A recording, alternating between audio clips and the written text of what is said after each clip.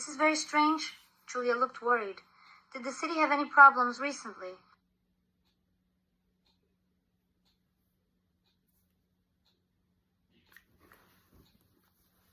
Damn, that's a mess. Julia wanted more and more to get out of here as soon as possible, but at the same time, she didn't want to upset her fans. That's why she was very anxious. Julia followed Lena, but still chuckled nervously. Oh, come on! You're too serious. They're just, very enthusiastic fans. Her voice cracked slightly as she glanced back at the twitching crowd. Maybe we should pick up the pace, though, just in case. Hey, wait! Julia calls after her friend Lena. Come back, please! But Lena just disappears into the crowd. Great. Now I'm alone with these creepy fans. With a sigh, Julia walked backstage and found her Harley-Davidson motorcycle. She quickly jumped on it and started the engine. The familiar purr of the engine was strangely soothing, and as she rode into town, the wind in her face and the open road was calming. Julia steps into the restaurant, hoping for a moment of normalcy amidst the chaos. However, the scene she is met with is anything but normal. The customers at the restaurant are no longer acting like humans. They are tearing into each other in a gruesome display of cannibalism. Julia gasps in horror. What the hell? With her heart racing, Julia quickly grabs the army knife from the table. She feels a small sense of relief in having a weapon to defend herself with. Nervously, she looks at the crowd of cannibalistic customers and with a strained voice apologizes for disturbing them. Sorry to disturb your meal, she mutters, her voice trembling. Julia bursts into the gun store, panting and looking over her shoulder as the undead close in. Kendo, the store owner, stands there shaking, gripping his shotgun tightly. He eyes Julia with suspicion and fear. Stay back, woman! This ain't no place for you. Kendo barks, his voice trembling. Julia raises her hands, trying to calm him down. Hey, I'm just trying to survive. Those things out there, they're killing people. We gotta help each other. She glances back at the door, hearing the groans getting louder. And right now, I'd really appreciate a gun.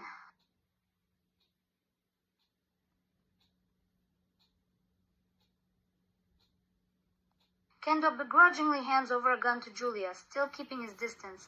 But when she asks about the phones, his face falters. Phones, he scoffs, shaking his head. Lines are down, girl.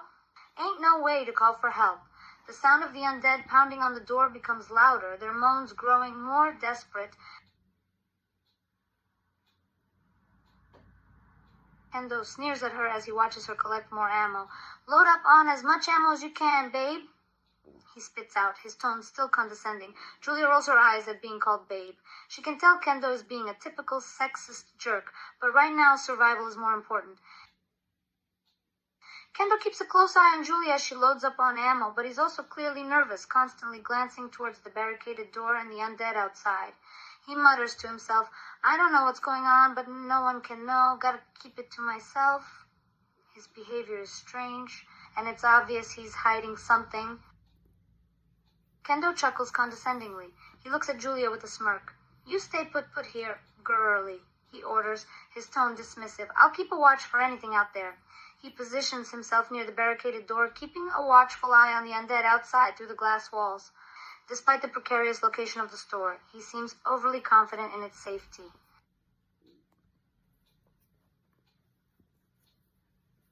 Julia watches in horror as the zombies suddenly crash through the weakened glass walls, piling onto Kendo. His screams are cut short as they rip into him.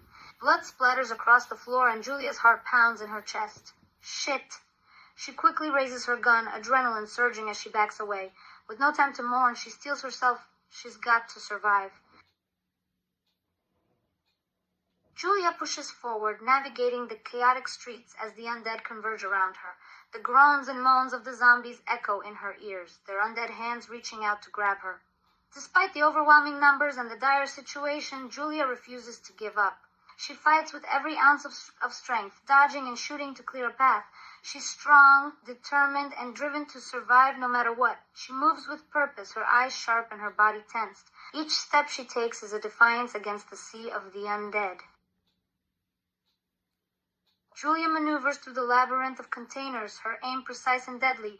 With each shot, she takes down a zombie with a headshot, her aim sharp and her focus unwavering. She makes her way through the large group of zombies, their attention currently fixed on a decaying corpse. She seizes the opportunity and silently slips past them, moving with grace and agility. As she progresses, she can't help but reflect on her past in Moscow, the cold streets and harsh winters shaping her resilience and strength. Julia moves through a bus, the sound of gunshots echoing in her ears as she shoots a crawling female zombie in the face. She stumbles upon more ammo, grabbing all she can. As she approaches the decayed bus driver, a pang of sadness courses through her. She wants to help, but she quickly realizes that there is nothing she can do. The driver's condition is too far gone. Julia takes a moment to collect herself, the weight of the situation heavy on her shoulders. She whispers a quiet, "I'm sorry," under her breath before reluctantly turning away.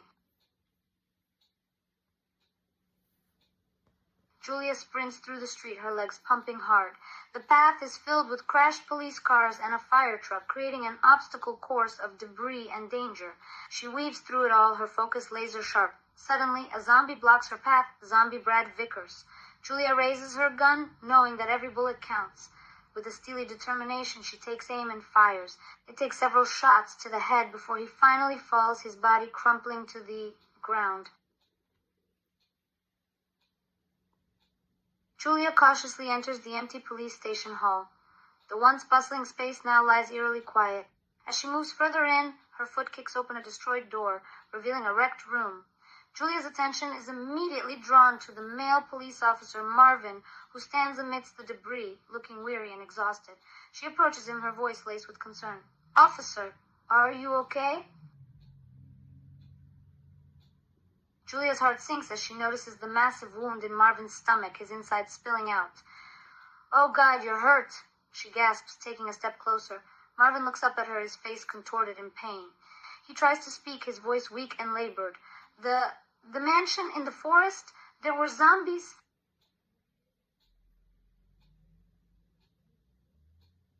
Julia kneels beside Marvin, pressing her hands against his wound in a desperate attempt to stop the bleeding. But she knows it's too late. Blood seeps through her fingers as he continues, his voice barely a whisper. "The Alpha team, they had proof about Umbrella," his breath rattles. "But no one listened. Corporate cover-up. Now look at this hell." Julia's jaw tightens with anger, her grip on her gun tightening. "I swear, someone's gonna pay for this." Marvin's head lolls back as his body goes slack, another life lost to the outbreak. Marvin weakly presses the keycard into Julia's trembling hand. She shakes her head violently, tears brimming in her eyes. No, you can still..." But Marvin suddenly raises his gun, not at her, but at his own temple. His face is resolute, eyes dull with pain. "Go, now." His voice cracks. Julia's breath hitches, her hands outstretched and pleading. "Marvin, please!" The gun cocks. She stumbles back, sobbing, before turning and running, the echo of a single gunshot ringing behind her. Julia rushes to the computer, keycard in hand. Her fingers tremble as she swipes it over the scanner, the computer coming to life. As the doors unlock, she moves to one that's poorly barricaded. Zombies claw and reach out, their grasping hands just narrowly missing her. She dashes through the opening, adrenaline pumping as she turns to face the horde in the staircase hall. Her gun raised, she fires shot after shot, clearing a path upward.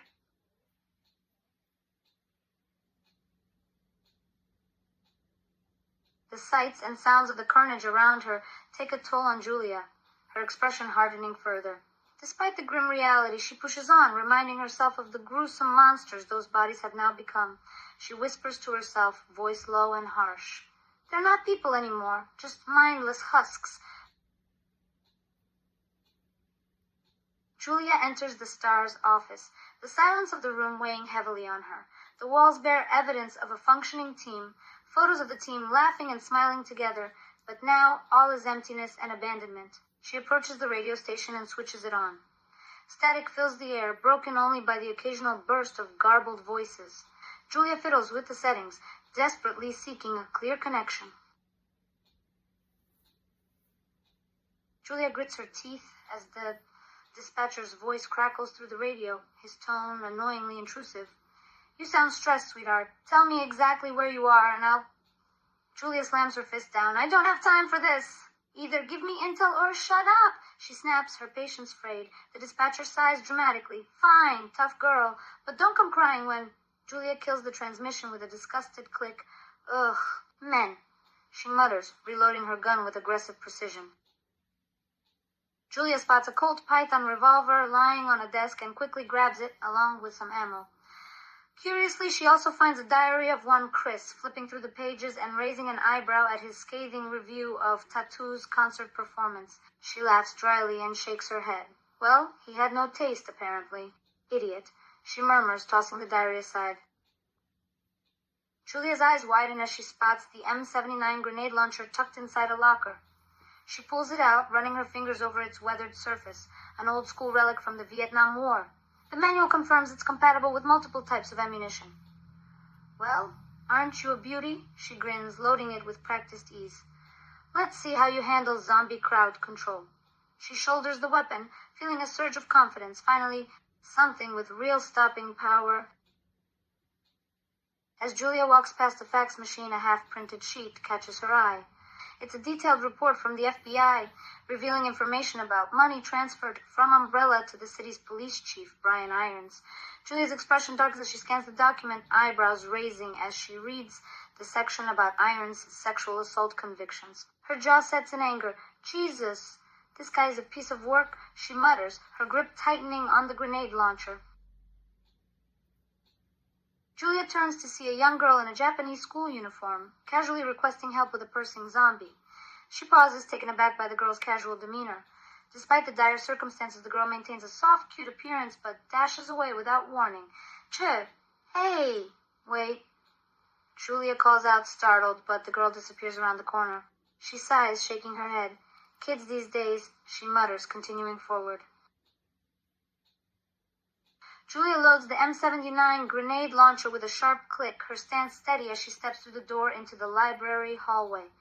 The sight is gruesome, zombies hunched over a torn-apart corpse, their feasting interrupted by her arrival. Without hesitation, she takes aim and fires.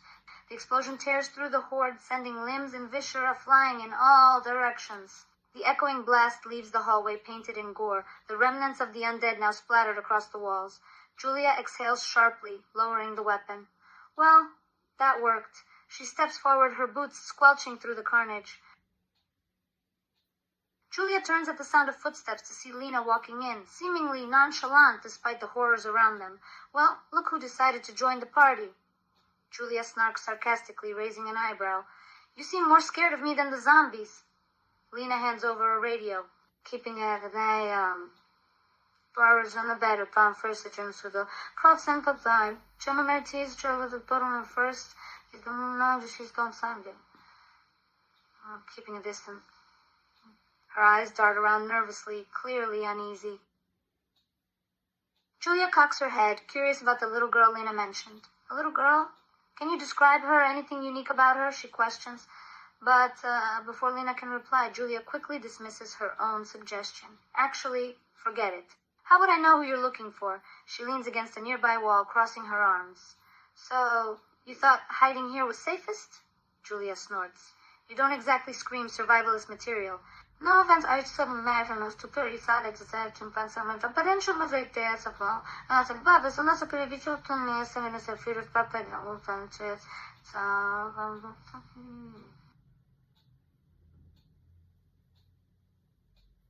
She rolls her eyes at Lena's remark, amused but unimpressed. You're right. Being a pop star doesn't translate into survival skills. But I can handle myself, thank you very much. She starts moving through the library, climbing the stairs to the second floor. She pauses, noticing Lena standing still. You coming? She calls back sarcastically. Or you're planning to stay glued to the floor forever? Julia makes her way to the wrecked hall on the second floor, the windows smashed and broken glass scattered everywhere. Then she notices the horrifying sight. A dead police officer lying on the ground, his body mutilated and torn apart by birds. God damn it, she mutters, her face tightening in disgust. What the hell happened here? Julia gingerly steps around the body, careful to avoid the gruesome sight. Julia quickly snags a few clips of ammo, stuffing them into her bag. She can hear the squawks of the crows behind her, their beaks and claws reaching for her. "Ugh, get off!" she exclaims, swatting them away. Managing to make a mad dash, she breaks free from the flock and emerges on the helipad on the roof. Finally, some breathing room. Julia spots a cop flailing his arms wildly, yelling up at the helicopter circling above. "Hey, down here!" She sees the pilot, unable to land due to the swarm of zombies below, and the cop shooting them back. "Damn it, he's in trouble," Julia mutters, her grip tightening on her gun. "Come on!" She yells up to the pilot. "You gotta lower it! That cop's overrun. He needs our help." A cry leaves her lips as she watches in horror as the zombies finally overwhelm the cop, his rifle firing off wildly and striking the helicopter's pilot. The aircraft lurches wildly, then slams into the ground amidst an enormous explosion, sending fire and debris flying in all directions. Julia shields her face from the blast, coughing as the smoke blankets the area. "Jesus Christ!" she wheezes, staggering to her feet. "No, this can't be happening. Once a fed run, fast for run." Julia cautiously descends the stairs, the sight of a young girl facing away from her sending chills down her spine. "Hey, kid, are you all right?" she asks tentatively, her gun held cautiously trained on the girl. "Turn around and look at me, slowly." A sharp scream escapes Julia's lips as the girl turns and lunges at her. Without hesitation, Julia pulls the trigger, her aim unsteady from the surprise. The girl's body slumps to the ground, blood pooling around her head. Julia's eyes widen, a look of remorse and horror washing over her features. She hadn't expected the girl to be undead. She thought it was just a scared child. No, Julia chokes out, her breath catching in her throat. "I didn't mean to. Oh, God." Julia's hands tighten around her gun as she stumbles back into survival mode. The undead officers swarm her from every angle. Their groans fill the air as their decaying hands reach out. She exhales sharply, steadying her aim. Headshots. Just headshots. She mutters to herself, squeezing the trigger. Bang! Bang! Bang! Each bullet finding its mark. Brains splatter against the walls as corpses drop, but more keep coming. Julia grits her teeth, reloading with practiced speed. "Damn it, there's too many." Julia raises the M79 grenade launcher, its barrel aimed towards the horde. She pulls the trigger, sending a grenade soaring through the air. It explodes in the midst of the officers, creating a massive blast that tears through their ranks and sends bodies flying in all directions. A mix of smoke and debris obscures the area, but she can see the destruction left in its wake. The zombies blown to pieces, and those still standing crippled and stumbling from the impact. "Not so cocky now, are you?" She grins darkly.